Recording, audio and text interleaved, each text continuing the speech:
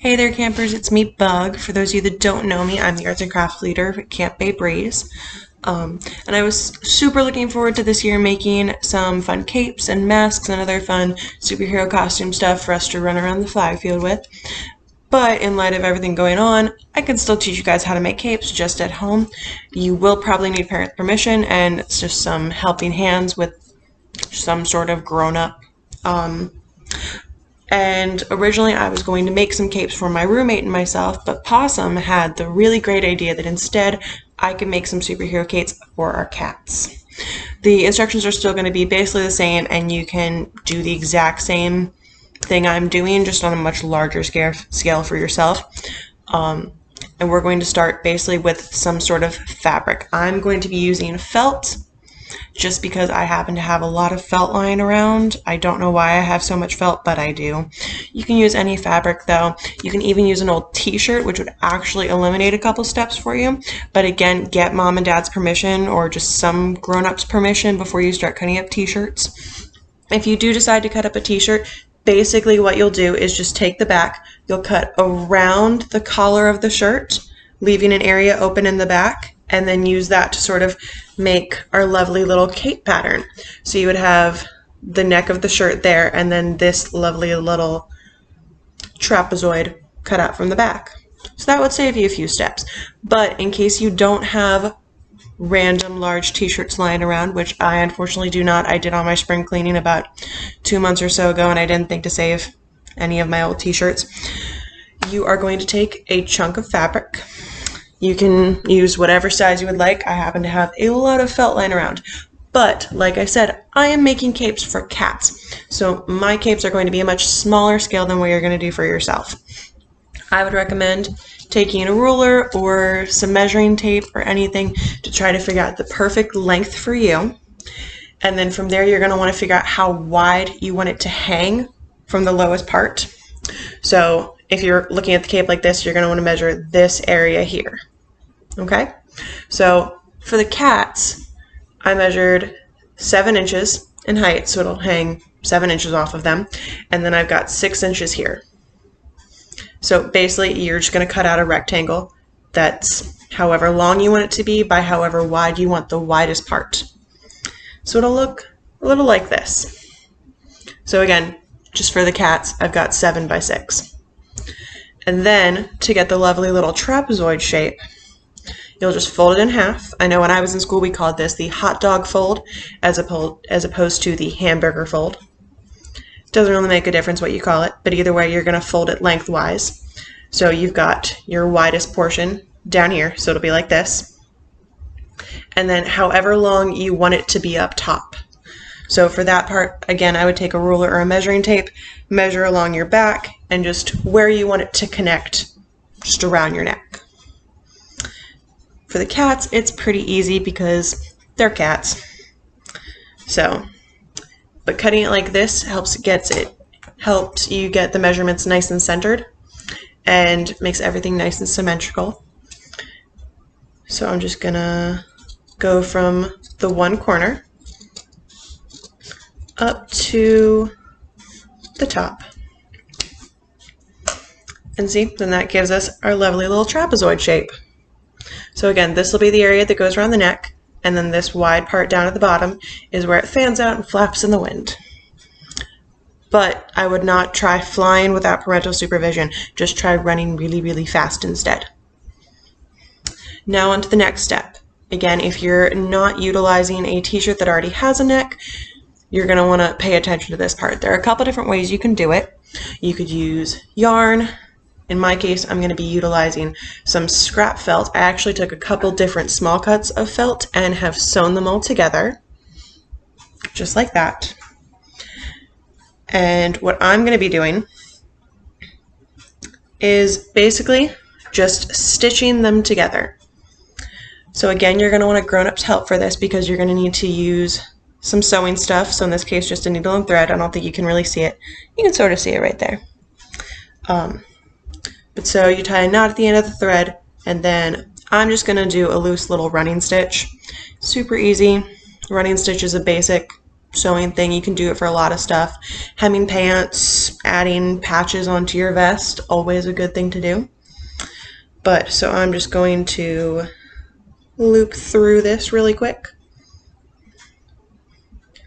I sew very fast. I've been sewing since I was probably about 6 years old. My mom, Possum, actually taught me. But it's okay if it takes you a little while. There's nothing wrong with that. We all start out, doing things slow. My first sewing project was actually a really ugly dinosaur plushie for my brother. I don't think he still has it because, like I said, it was really bad. But anyway, once you've sewn all the way through and you have whatever tie you're using attached, just like that. If you're using yarn, however, it will be easier just to basically sew a little pocket. So you would fold the top of the cape down to make a little hole here. You would sew in here and then weave the yarn through. Or actually, I would suggest putting the yarn in that fold and then sewing it down.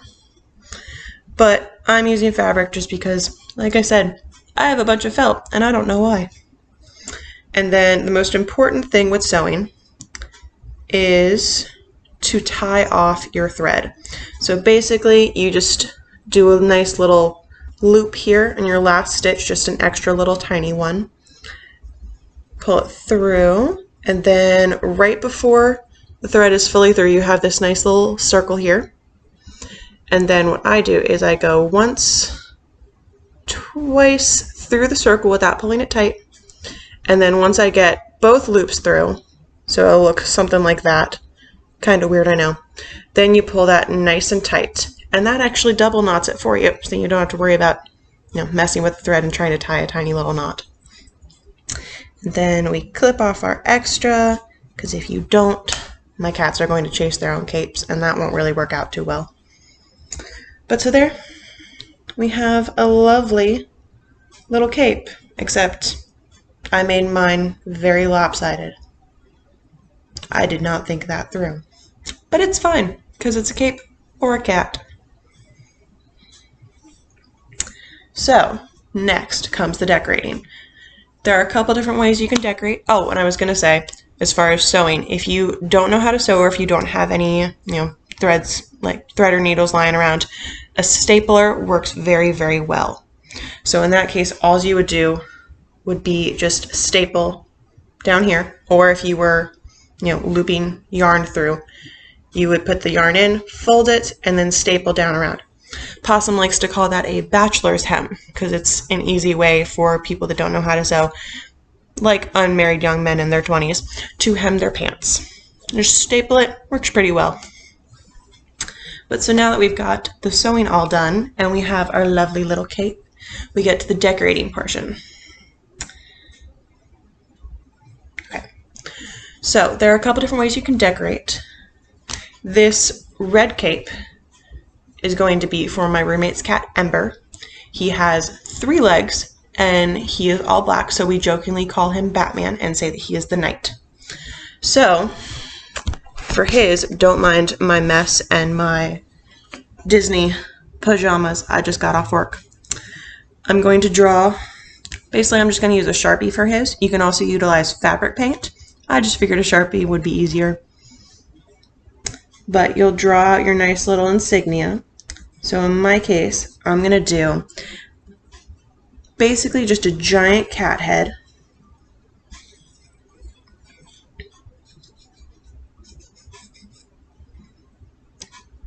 And I'm going to make it a little like Batman and add little wings coming out.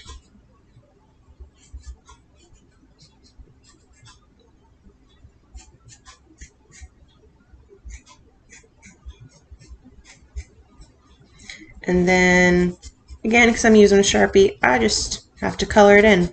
And it works pretty easy.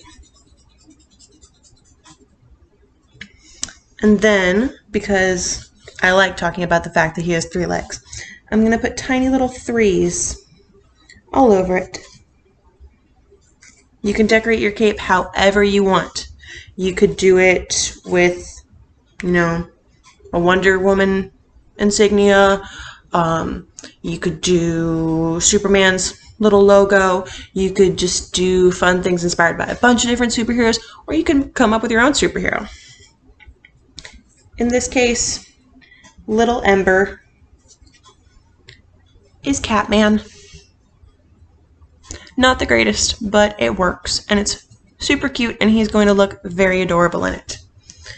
Like I said, you can use fabric paint instead. It will make it a lot brighter. Glow-in-the-dark paint and glitter paint are also super, super fun. However, I would not recommend those if you are trying to stay incognito and stealthy, because glowing in the dark will draw attention to you, which is great if you're trying to, you know, be a super fabulous superhero. But glitter and glow-in-the-dark paint will attract the attention of your arch rivals and your nemesis. So yeah, if you're trying to remain covert and stealthy, avoid glow-in-the-dark and glitter. If you're trying to be fun, glow-in-the-dark and glitter are your best friends. Now, the second way you can decorate, which we're going to do for my cat, involves more fabric and a little bit more sewing. You can also use glue if you'd rather. Glue works very, very well, especially for just adding on some details. And again, I'm also using felt because I have a lot of felt.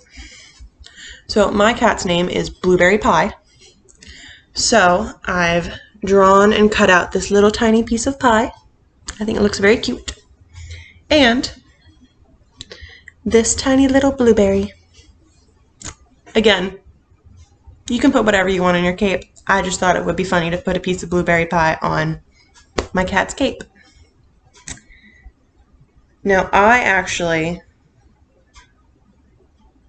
want them to overlap a little, I think. Maybe like that. I'm still not really sure. Yeah, maybe like that. So I'm actually going to kill two birds with one stone and sew them on together. So, just like last time, you'll take your needle and thread, and I'll do a little loop, make a little knot at the end. An easy way to put a knot in some thread is actually to twist it around your fingertip and then just roll it off and pull it tight. If that doesn't work, try it again. It's a really simple way to knot thread.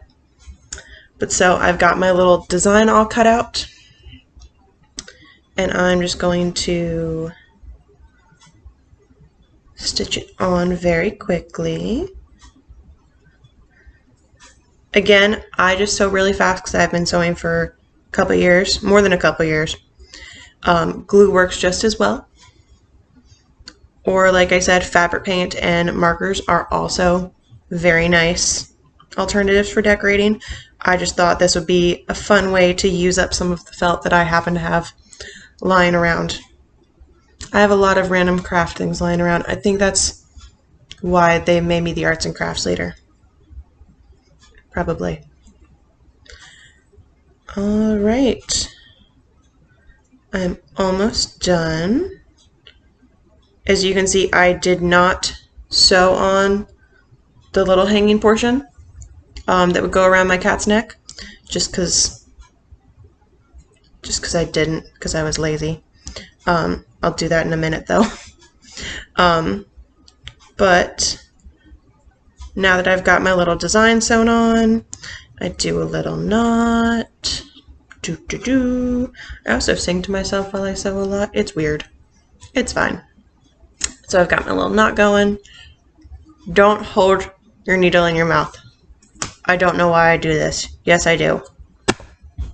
It's because Possum is a bad influence and taught me to do that. She actually didn't. She told me the same thing I just told you, which is don't do it, but then I do it anyway. Don't do that. But anywho, so now I have my little blueberry pie. You could add some little stars, or in this case, I'm going to make a big pow thing going out. I'm not going to make it super comic booky, so it's not going to be a big geometric shape going around. Just some little lines. But so there we have it. 2 capes. Again, my capes are sized for cats. You would make yours however big you want them. If you're making one for yourself, you would measure it on yourself. If you're making one for mom and dad, or grandma and grandpa, or aunt and uncle, or even for your brother or sister, you would measure it on them first. Or Just go with whatever measurements you think and then surprise them with it later. But again, you are going to want a grown-up's help for doing this, especially if you're using a needle and thread, and especially if you're cutting up some old t-shirts or fabric that you have found lying around the house. Make sure you get permission before you start cutting things up. But yeah, so that was our super fun craft. I'm gonna go finish this one really quick. Just add these little ties, and then I'm gonna go put these on the cats, see what they think, and I will post some pictures and post them on the Facebook page, and I will have Bones send them out in an email later. So yeah, all right, hopefully I will see you guys next year at camp. I'm really looking forward to it. I'm gonna come up with some super fun crafts for us to do. Yeah, I never know how to end these things, so I'm just gonna awkwardly wave goodbye.